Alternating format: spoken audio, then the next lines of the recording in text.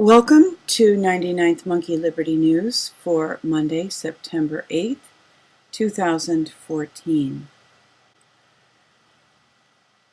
Alex Jones had Dr. Wakefield as a guest, and this is about an hour. I haven't listened to it, but of course this is the Dr. Wakefield who has very openly spoken out about vaccine dangers for some time. And the title of this video is Vaccine Brain Damage Cover-Up Implodes. If you have little children, if you are an expectant mother, or if you have friends who are either of those, this is vital information. And it's great to see this story kind of catch on. And I know it's having a difficult time really breaking into mainstream media. That's why I'm talking about it today, because people need to be aware of this, and we all need to make as many people aware as possible, and this video, I'm sure, is a very good resource for that. I do have a mainstream media article here from the Washington Post, and this is significant for people to be aware of this. Stop and seize. Aggressive police take hundreds of millions of dollars from motorists not charged with crimes.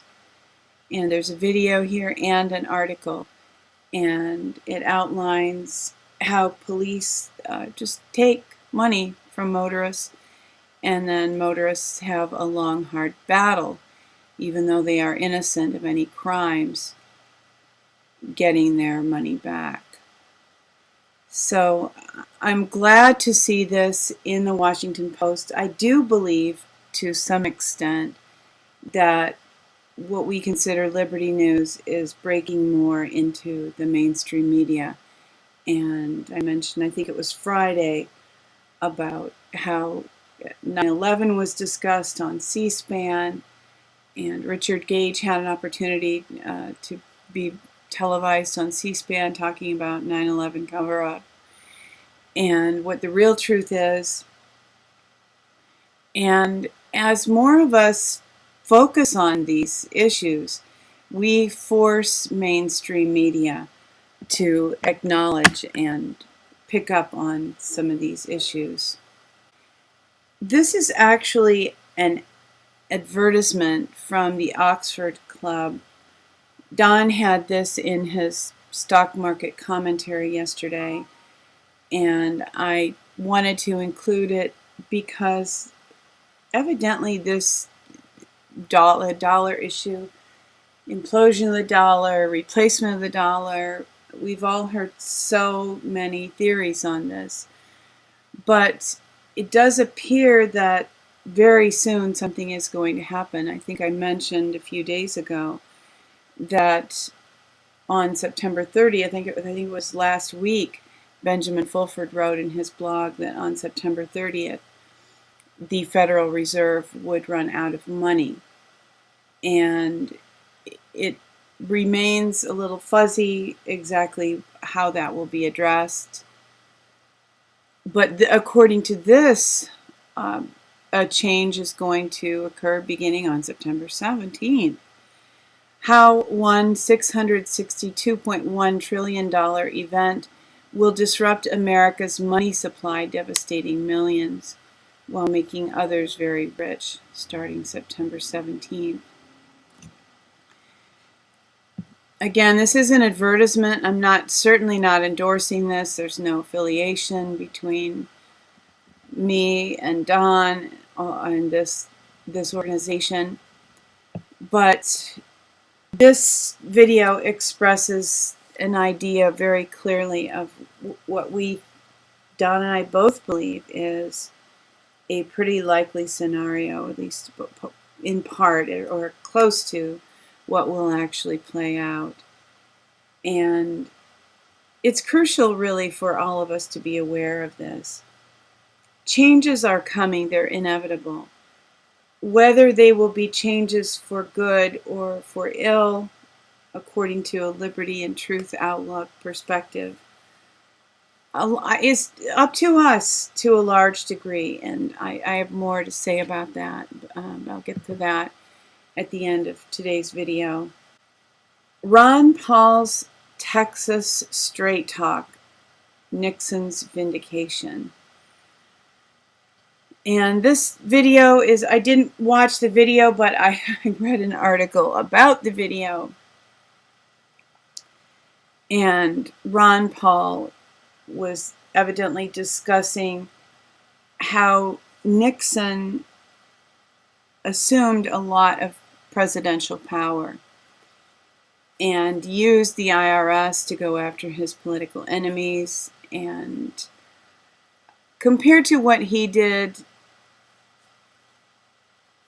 what Obama's doing is, Nixon was a little trickle of a stream, and what is currently happening is Niagara Falls.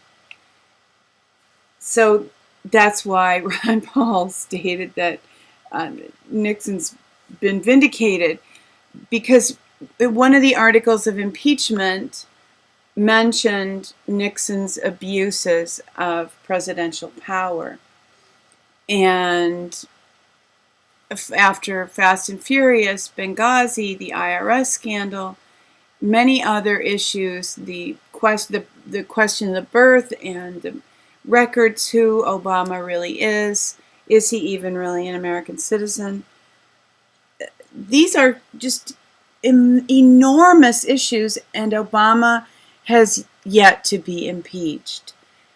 It's difficult to understand what is going on and why this can be. Really, the only explanation that makes sense is the explanation that we now have a corporate government, that the U.S. is a corporation, and it is the shareholders of that corporation who determine the course of that corporation, not the American people. That's really the only thing that makes sense. And until and unless we have a restoration of our constitutional republic, we can make noise, we can protest, and they'll just call out the military to quell us. So I don't really exactly know how we're going to move through all this. I do have some thoughts, again, I'll share closer to the end of the video. Nothing you haven't heard before, but I just want to emphasize that today. Benjamin Fulford's blog is out.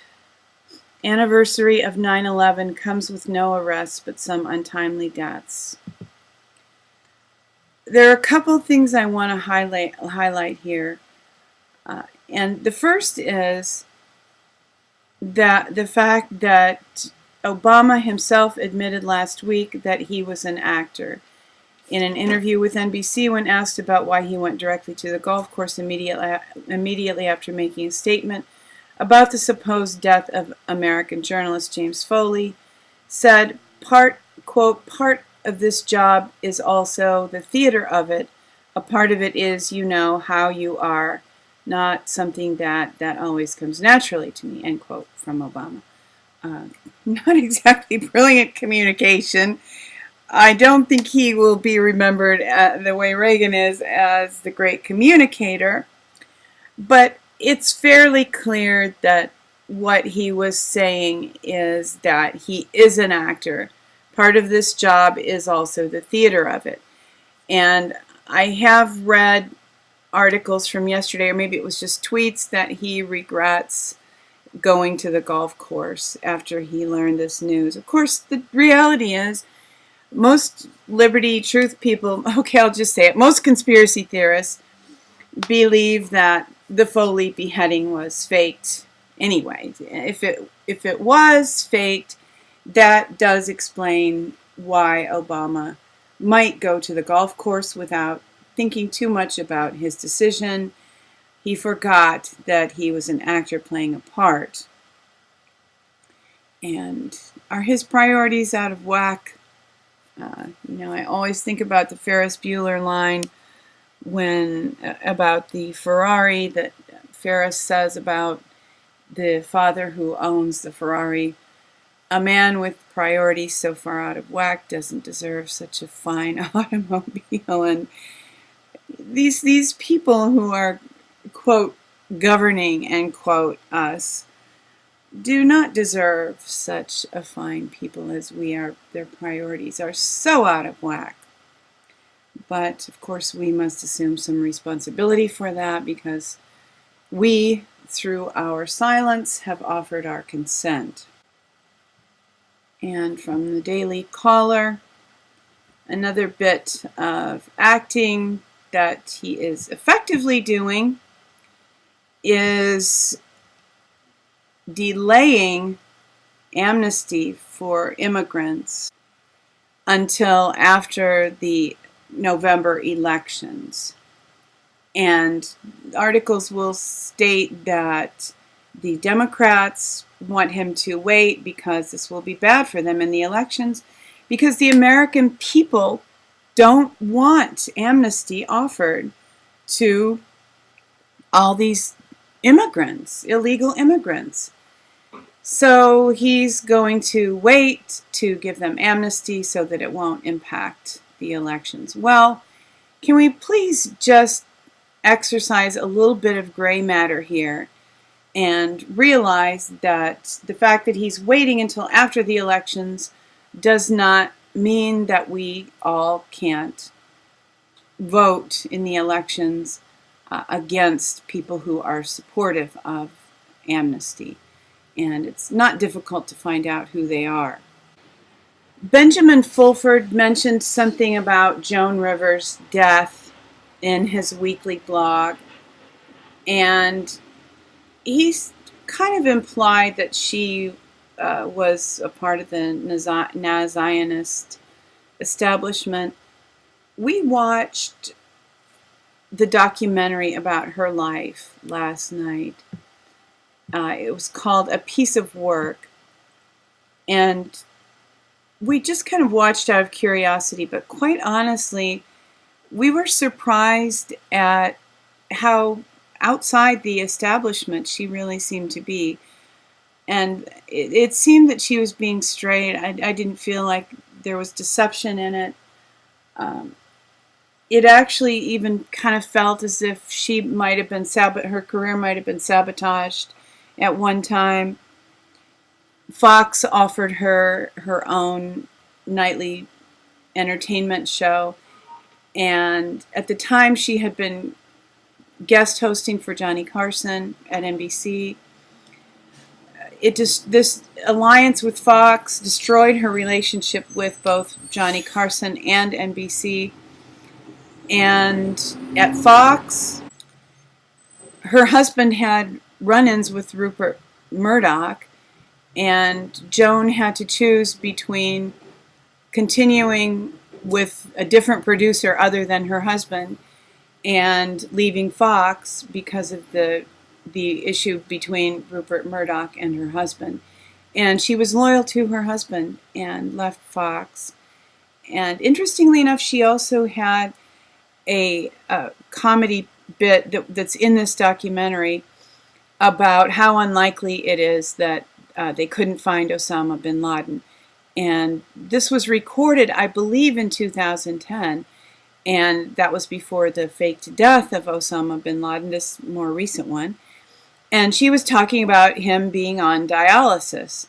So there was almost an implication that she kind of knew some conspiracy theorist truth and just kind of subtly released it at times as much as she thought she could get away with. I'm not absolutely sure of that, but I just kind of want to put that out there. And yesterday, Poofness, Zap, whatever this person is, I think it's 2 or 3 different people, one who has died, and Poof died, and his wife Susan and Zap now put this out. It used to be weekly, now it's a couple times a week. And one thing I want to emphasize here, and the only thing I want to emphasize here, this is kind of almost a little bit like Fulford, kind of predictions about what's going on. Some people I've read say that these people actually have pretty high connections and a lot of genuine intel. So it's always a little interesting to read. I don't know exactly how much stock to put into it. But one thing I do want to emphasize about this week that I really do believe is true is that we ourselves, by our attitude, contribute to the atmosphere. And this is, I mentioned that I wanted to give some information about how we can help what's going on. Am I an asset or a liability to this project? And that is the project of freeing humanity and restoring the earth. Because that's who actually is holding it up. Every energetic thought that goes out from us has energy, has power. And everyone on the messenger's organic list knows this. The New Age people say what we hold in mind produces after its kind. Well, wake up. That is how the world has evolved or devolved. In the past 80 plus years, a lot of negativity and negative people have surfaced in the marketplace. Greed reigns, as you will agree. Then where have you been? Greed, fear, and uneasiness about trusting most processes, markets, politics has evolved to a level not collectively seen in eons. And that is the arena in which all of this dealing with the RV and the packets is now swirling. Do those who have been involved in moving the building blocks toward a better humanity, do they just do the appeasing thing by throwing out morsels, get it over with, or do they hold tight, continue the work of closing the circuits, the loopholes, find ways and people? And yes, it takes people, good people, to bring about a turnaround of global proportions. If you were them, what would you do? So a part of this message is a reinforcement that what we carry in our heart, the atmosphere we generate around us, that when I've talked about our heart vibration is 12 to 15 feet around us, the atmosphere around us, does it invite love, propagate love, joy, peace, the fruits of the Holy Spirit, or does it agree with and contribute to fear, greed, lack of trust, lack of hope, despair, discouragement? What are we putting out? And it's difficult. I've had a few checks myself. I recently have experienced some struggles, and I have realized that I have generated some darkness. I don't know if people around me are even aware of it, but it's so subtle. It's such a subtle shift. And how can we hold on to the good place, the productive place, the fruit of the Spirit place? One way is just to be in the presence of the Lord. And there's a psalm that says, "In the presence of the Lord is fullness of joy, and at his right hand are pleasures forevermore." Whatever is going on around us, whatever challenges, whatever darkness, we can access his presence because of what Jesus did on the cross. And a way to reinforce that and have reminders of that, for me, is listening. One of them is listening to really beautiful music or uplifting music, some good worship music. Another way is just to hear a testimony of someone who has experienced the heavenly realms to a great degree, and that is Ian Clayton. And this is just the search results on YouTube, but there are some various websites that host some podcasts by him. And I will include those links along with this. And this is really the good news, that we are not bound to the earth as people of faith in Jesus Christ. We are citizens of a heavenly country, and our deepest and truest and most fundamental reality is heavenly, not earthly. And we usher heaven into the earth realm. And that's why Jesus said to pray in the Lord's Prayer, thy kingdom come, thy will be done on earth as it is in heaven. We host heaven here. We bring heaven here by our prayers and by being citizens of heaven as we move in this earth realm. And that's the good news of the day. Thank you for tuning in for today's 99th Monkey Liberty News. Weeping may endure for a night, but joy comes in the morning. Hoping that you will love one another, take care, and enforce the Bill of Rights.